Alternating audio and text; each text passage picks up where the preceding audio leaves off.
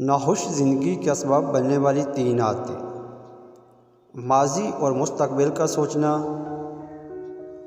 ماضی میں گم رہنا اور اپنی ناکامیوں، تکلیف دہ یادوں اور تنازعات کے بارے میں سوچتے رہنا آپ کو زندگی میں آگے بڑھنے سے روک سکتا ہے۔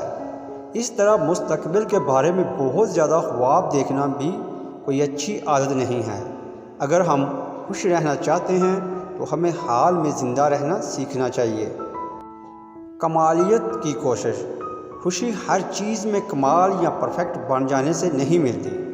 دنیا میں کوئی بھی چیز مکمل نہیں ہوتی۔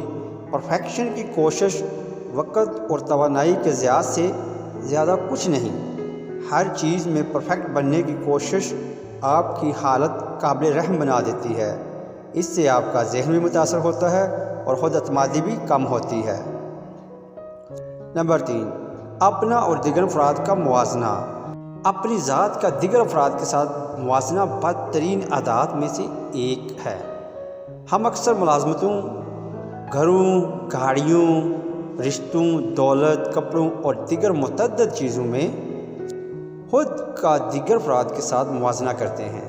اس طرح ہم دیگر افراد کی کامیابی پر اپسیٹ ہو جاتے ہیں اور حسد کا بھی شکار ہو جاتے ہیں۔ یہ عادت آپ کو 100% ناخوش بنا دیتی ہے۔ اس پیغام کو دوسروں تک پہنچائیے تاکہ اللہ کسی کی زندگی کو آپ کے ذریعے بدل دے۔ کاش کہ یہ بات تیرے دل میں اتر جائے۔